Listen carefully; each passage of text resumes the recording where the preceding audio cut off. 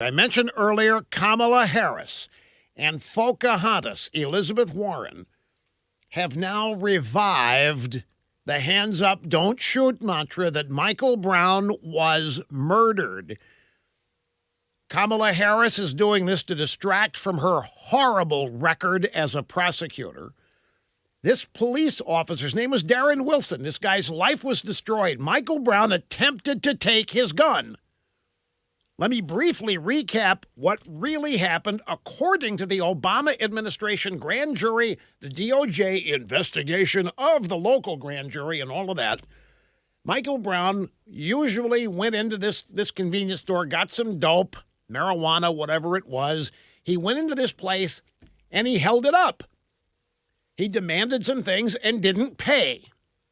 He then walked out and was in the middle of the street, where the call went out that this convenience store had just been held up. The perp was identified. He was a very recognizable guy, very big.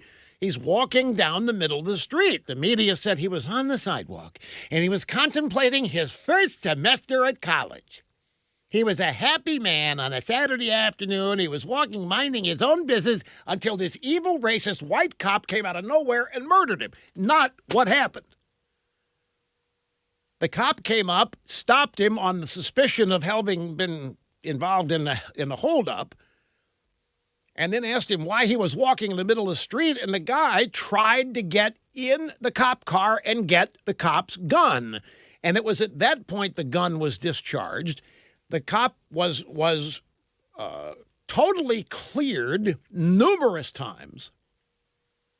And yet the media and Black Lives Matter continued to push this lie that hands up, don't shoot, meaning this guy tried to surrender. He tried to surrender, Michael Brown. He just wanted to go to college. He's just minding his own business, happily strolling the sidewalk, thinking about his first semester at college, and hands up, don't shoot. And the L.A. Rams players, St. Louis Rams players are going through the motions of holding up their hands during pregame player introductions. This whole myth gets perpetuated by Black Lives Matter and a drive-by media. And the truth of this story gets forever obscured until it can't be any longer when the grand jury finally issues its report. Well, guess what now? Kamala Harris and Elizabeth Warren are back, reviving this whole thing as Michael Brown was murdered. Kamala Harris's tweet, Michael Brown's murder forever changed Ferguson and America. His tragic death sparked a desperately needed conversation and a nationwide movement.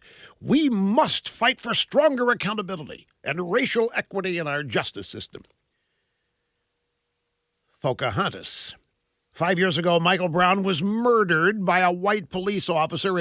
This is actionable. This cop, Darren Wilson, if he wanted to, and I doubt that he does because what the media would do to him if he surfaced again, but he could sue these people. Michael Brown was not murdered. He made a move on the cop. He reached inside the car and attempted to get the cop's gun. No less than Eric Holder had to confirm that this is what happened after they tried to portray the St. Louis County grand jury as corrupt and racist and white supremacist and white nationalist and neo-Nazi. Father of black man killed by U.S. police in 2014 demands answers. This is from the French version of the AP. The father of Michael Brown, the black American whose killing by police triggered countrywide protests. Last Friday marked the 5th anniversary of his son's death by calling on the Justice Department to reopen its investigation into the shooting. Prosecutors dropped the case against the officer who shot the 18-year-old in the conservative state of Missouri, it says here in the French news agency story. In the conservative state, how about the liberal Democrat city of Ferguson? I am demanding evidence to be reanalyzed. And they already did this. They investigated this 25 different times, desperately hoping for a way to rig the outcome. This is what has people ticked off.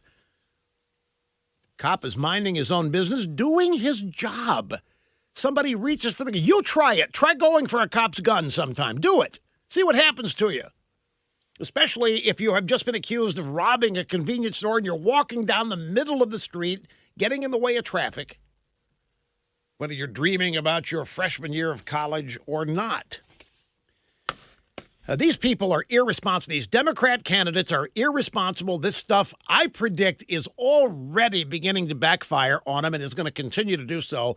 And that's why I wouldn't make deal one with these people on any kind of new gun legislation. I wouldn't give them an inch because they will take a mile and still not be finished. But we'll wait and see what happens on that.